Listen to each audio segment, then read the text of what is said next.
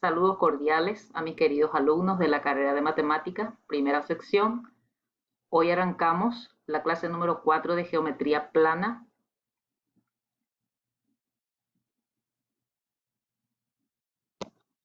El propósito de esta clase es clasificar cuadriláteros y demostrar teoremas sobre paralelogramos. Antes de continuar nuestra clase, necesitamos recordar algunos contenidos ya desarrollados en las clases anteriores. Recordar, por ejemplo, el teorema tan importante sobre triángulos, que era la sumatoria de los ángulos internos de un triángulo equivale a 180 grados, cuya aplicación dentro de los siguientes contenidos es fundamental. En este mapa conceptual vamos a observar la clasificación de los cuadriláteros. Cuadrilátero es toda figura que tiene 4 lados cerrados. Se clasifican en paralelogramos, trapecios y trapezoides. ¿Qué son los paralelogramos? Los paralelogramos son cuadriláteros que tienen los lados paralelos, ambos pares de lados paralelos. Los trapecios solamente tienen un par de lados paralelos, a excepción del paralelogramo que tenía los dos pares de lados opuestos paralelos. Y los trapezoides, los lados no son paralelos.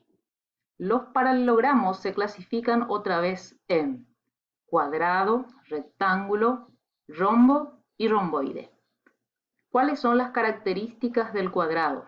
Que tiene 4 lados congruentes y los 4 ángulos de 90 grados. ¿Cuáles son las características del rectángulo? Que tiene lados iguales 2 a 2, que serían el lado opuesto, primer par del lado opuesto son congruentes y el segundo par de lados opuestos también son congruentes. También tiene los 4 ángulos interiores iguales a 90 grados. El rombo, su característica fundamental es que tiene 4 lados congruentes o iguales y los ángulos iguales 2 a 2, que serían los ángulos opuestos. Ahí está la diferencia entre el cuadrado y el rombo. El cuadrado tiene los 4 lados congruentes y los 4 ángulos de 90 grados. Sin embargo, el rombo tiene los 4 lados congruentes, pero sus ángulos internos no son congruentes. Luego tenemos el romboide. La característica fundamental del romboide es que los lados y ángulos iguales 2 a 2. Luego clasificamos a los trapecios, recordando que el trapecio tiene un par de lados opuestos paralelos. El trapecio rectángulo proviene del ángulo de 90 grados. Al intersecarse este lado no paralelo con la base del trapecio, existe un ángulo de 90 grados. Por lo tanto, un lado no paralelo perpendicular a los lados paralelos.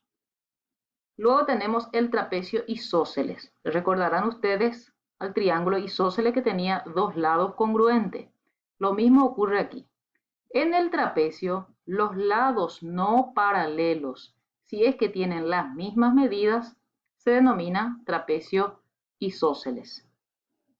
Y por último tenemos el trapecio escaleno, cuya característica es lados no paralelos desiguales y no perpendiculares a los paralelos. Esta es la clasificación del cuadrilátero en sí.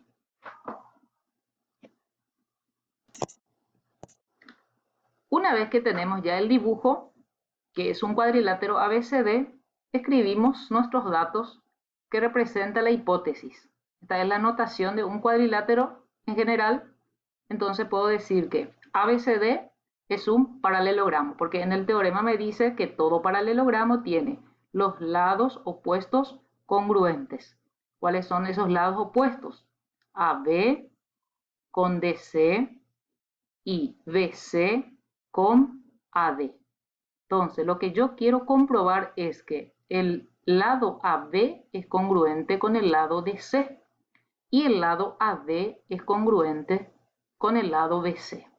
Para llegar a esa demostración, necesito convertir mi cuadrilátero en triángulo para poder aplicar el teorema o uno de los postulados de congruencia de triángulos. Entonces, lo primero que hacemos es trazar la diagonal. La demostración lo hacemos en dos columnas. Al trazar la diagonal DB, mi cuadrilátero se convierte en dos triángulos. Y vemos que se forman cuatro ángulos que son alfa, beta, alfa prima y beta prima. Yo puedo decir que el ángulo alfa es congruente con el ángulo alfa prima. ¿Por qué motivo? Porque por definición de paralelogramo existe AB paralelo con BC.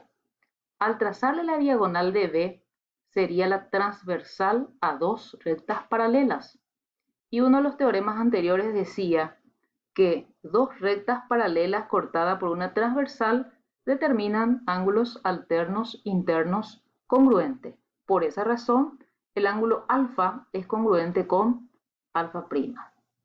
De la misma manera, el ángulo beta con beta prima también son congruentes, porque son ángulos alternos internos entre paralelas. Ya tenemos dos lados congruentes.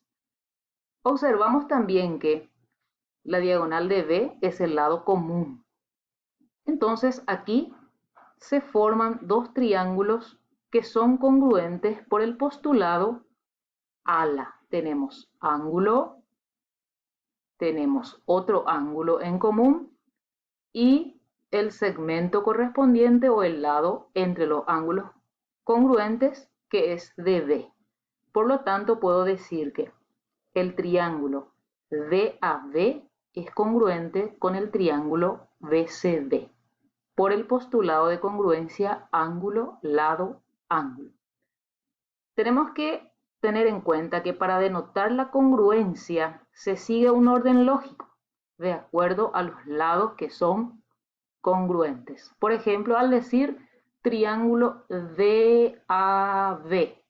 congruente con el triángulo BCD, ¿cuáles son los elementos que se corresponden?